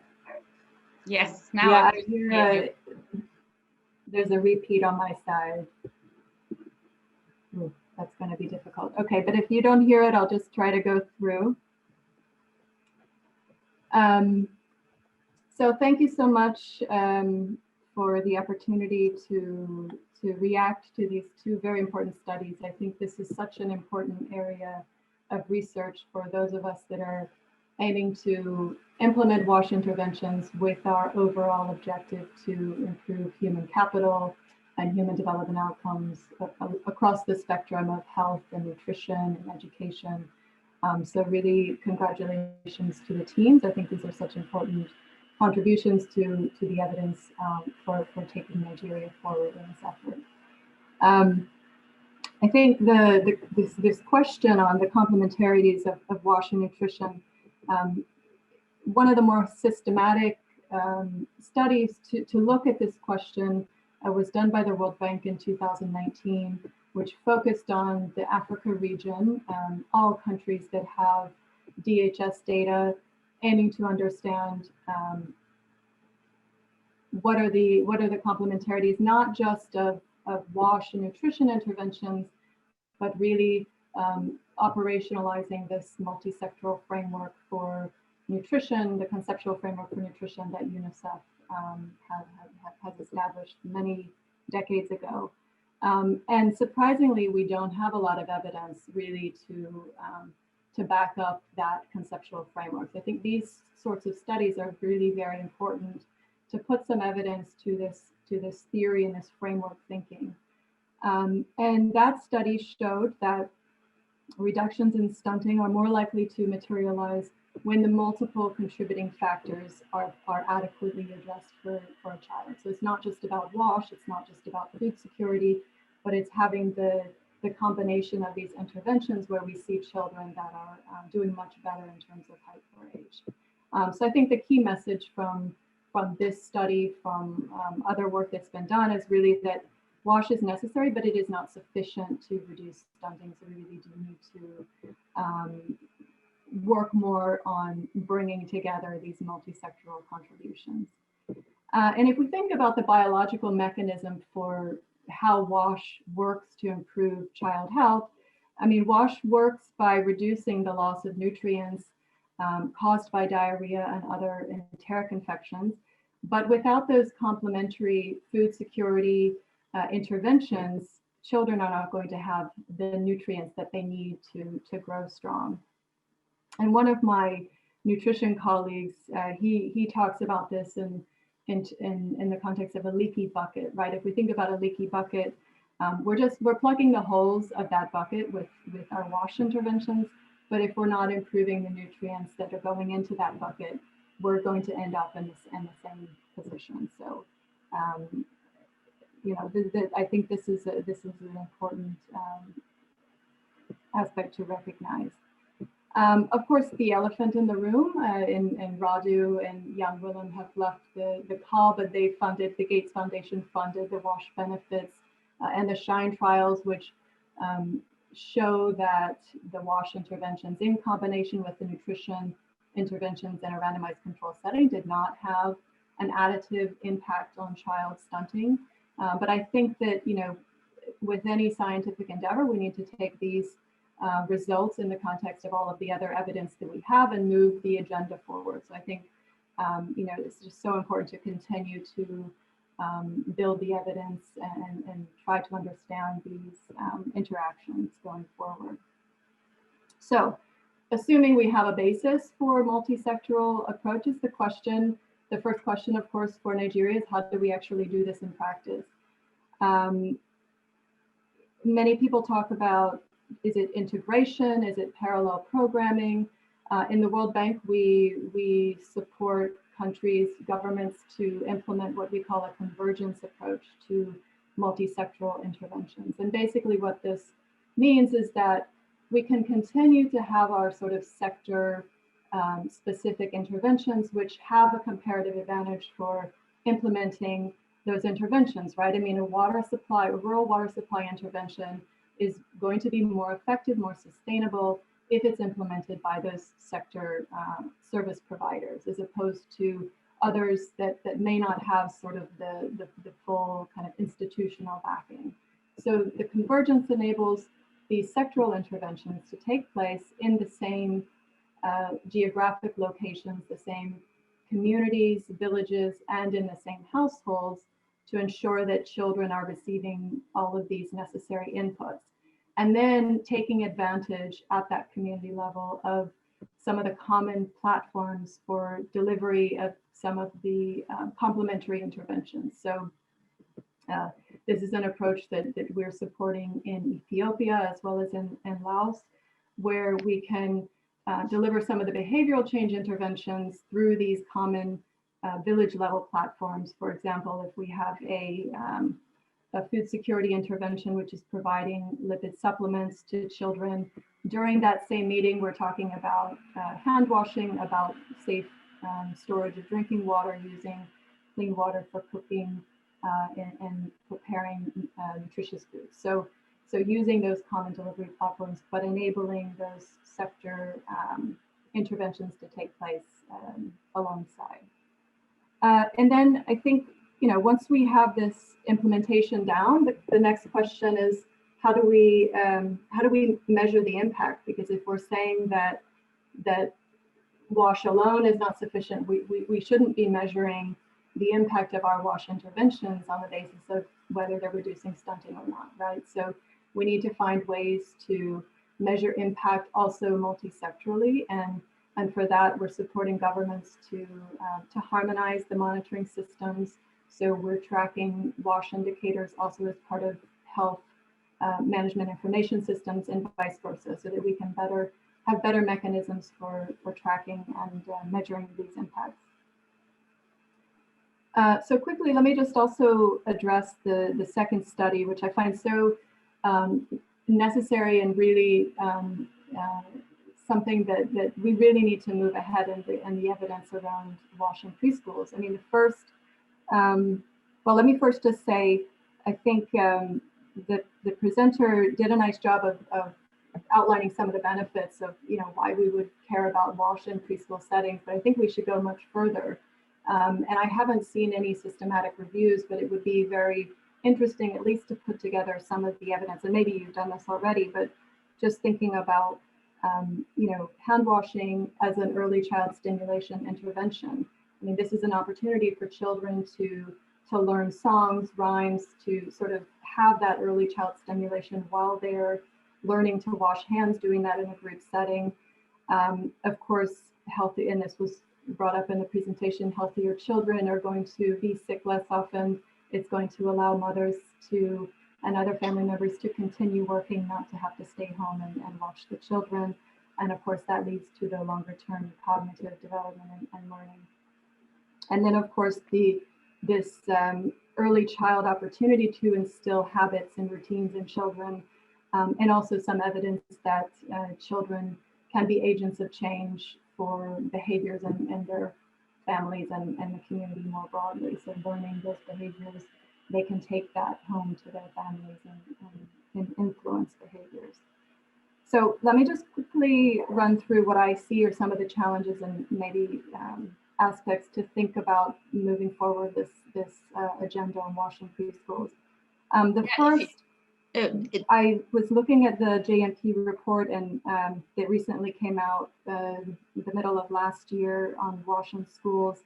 And to date, there is insufficient data to calculate global estimates for WASH services in preschool settings, what they call pre-primary settings. So clearly there's a need to do a better job of monitoring and ensuring that these settings are captured as part of routine monitoring systems, and that we can be able to report on this. The second is questions around policy, institutions, and regulation. To what extent are the preschools, it was mentioned we have formal and informal settings, to what extent are those captured under some sort of institutional umbrella for the service provision? So actually construction of those facilities in the preschool settings, and also for the whether there's any sort of regulatory oversight of access to those facilities. So I would imagine these informal settings are in no way under any sort of regulatory oversight, but that's something that you know certainly could be considered. Third is around what types of management models, building on what we know from WASH in schools, who's responsible for the provision of these facilities, where does who is managing the operations and maintenance, and where do those funds come from?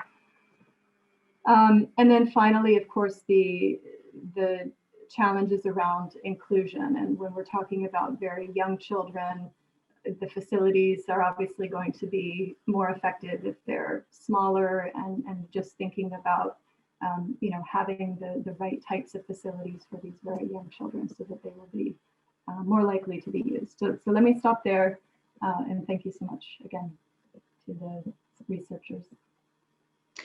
Thank you very much, Claire. That was very useful to put it into context. I'm conscious of time, so let's collect a few more questions from the floor, and then let's give the study authors an opportunity to respond. So are there any more questions from the floor, or have we successfully over bombarded you with evidence?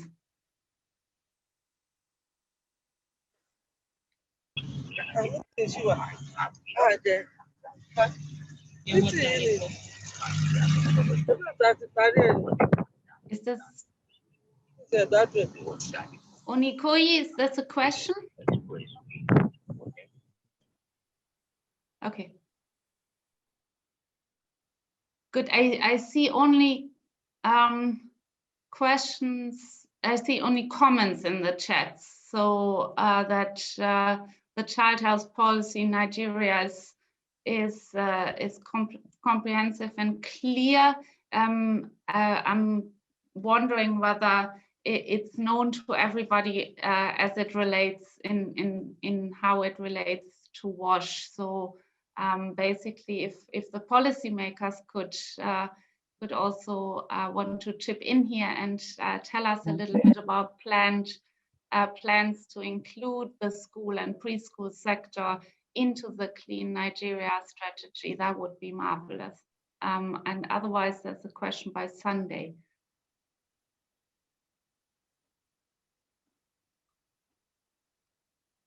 Sunday, you're mute.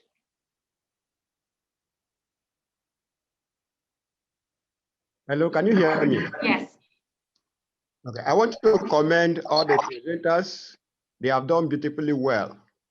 I personally have learned a lot from what they have presented, but I want to ask if the papers they have presented could be made available to us.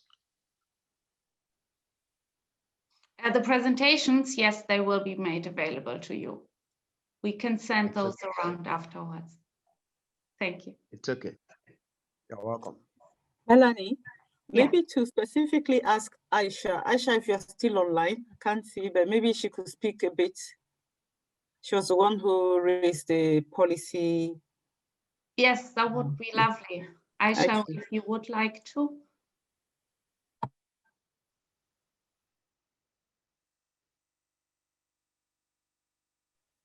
I think she's, Aisha, are you still there? If you are, then you are on mute. We can't hear you.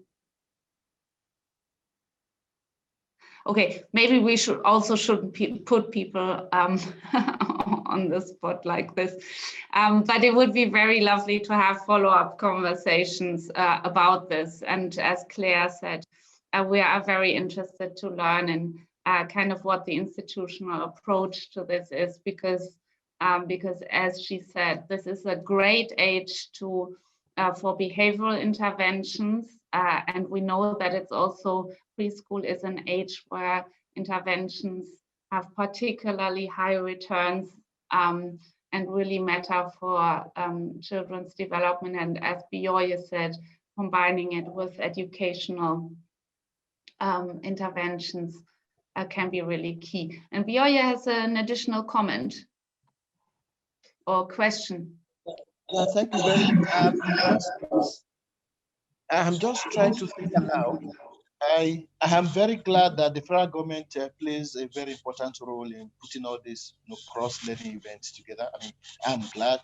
And I also know, I mean, I don't want to preempt the plan for you to document the learning outcomes of this.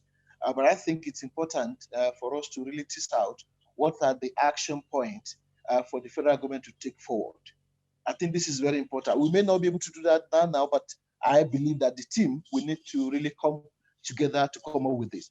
1, 2, 3 action points that the federal government will need to put forward. I know at the moment, the momentum is very encouraging, I mean, at the federal level.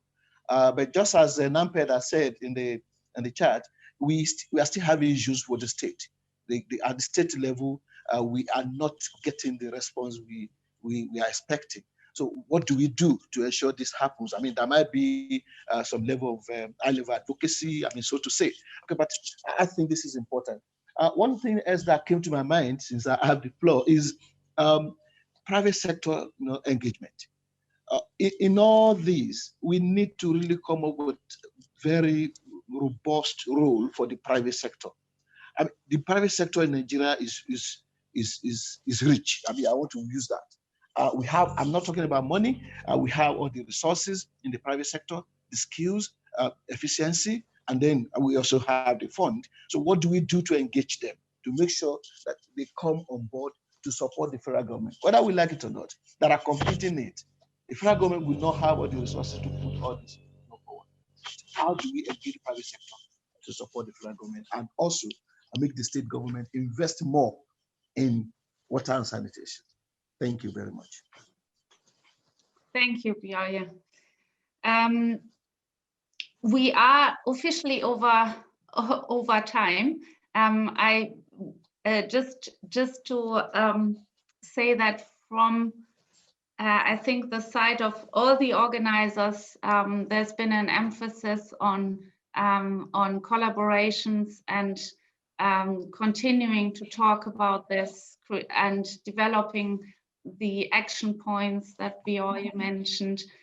So it would be very helpful to have follow-on discussions. And also we know that the World Bank is going to continue this webinar series. So if you would like to talk more to us researchers about how we can support Nigeria's policy, then please reach out. We will send you the slides, we will send you our contact details. And just before you go, Britta wanted to also share an announcement with you.